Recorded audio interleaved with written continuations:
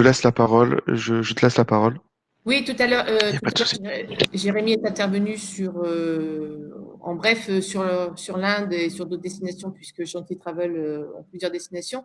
Donc, en l'occurrence, moi, je m'occupe uniquement de l'Inde, le Népal, le Bhoutan, et je suis actuellement en Inde. J'aurais dû prendre l'avion lundi pour venir au Salon mondial du tourisme, mais vu que c'est annulé, effectivement, je reste sur le terrain pour gérer.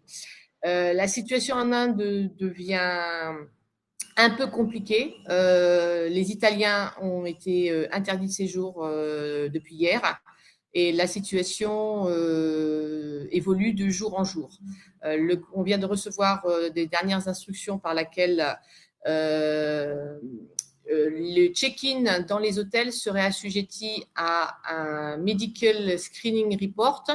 La problématique, c'est que les hôtels nous envoient ces informations suivant le gouvernement, les instructions du gouvernement. Sauf que le gouvernement, il n'a encore pris aucune disposition. Donc, c'est un peu le flou artistique. On commence à avoir des endroits en Inde qui disent ne plus recevoir de touristes, aucun étranger. On a des remontées d'informations sur des homestays qui reçoivent des coups de téléphone de la police en disant attention si vous recevez des étrangers. Enfin, bon, c'est du tout et n'importe quoi. Actuellement, ce qui est sûr, factuel et réel depuis un mois, c'est que toute personne qui veut rentrer en Inde doit faire une déclaration sur l'honneur. A priori, depuis hier ou avant-hier, la prise de température serait imposée et obligatoire à l'aéroport. Mais aucune interdiction, à l'exception des Chinois, des Sud-Coréens, des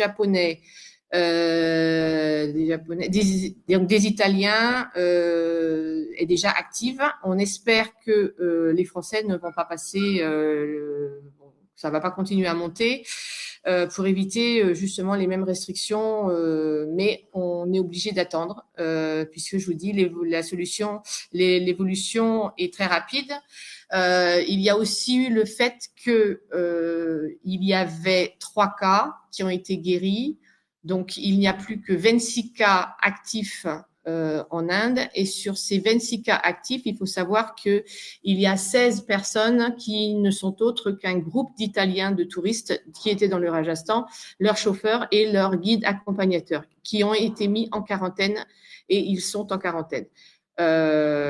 Donc, il n'y a aucun touriste qui est mis en quarantaine, sauf s'il présente des symptômes. En ce qui concerne le Népal et le Bhoutan est à 0 cas. Aucune restriction, rien de mis en place. Le Népal est très attentif à ce qui se passe et a eu un cas qui est guéri. Donc le Népal et le Bhoutan, rien du tout.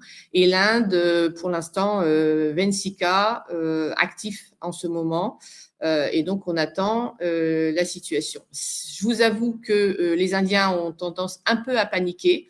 Ce sont les discussions partout. Il n'y a plus de masques sur des lits, il n'y a plus de solutions désinfectantes. Mon mari a pris l'avion ce matin pour Bangalore et a pu donc me donner un retour sur l'atmosphère dans les aéroports où tout le monde est masqué. Voilà. C'est un peu dommage. On attend de voir au fur et à mesure ce qui va se passer. Voilà ce que je voulais dire.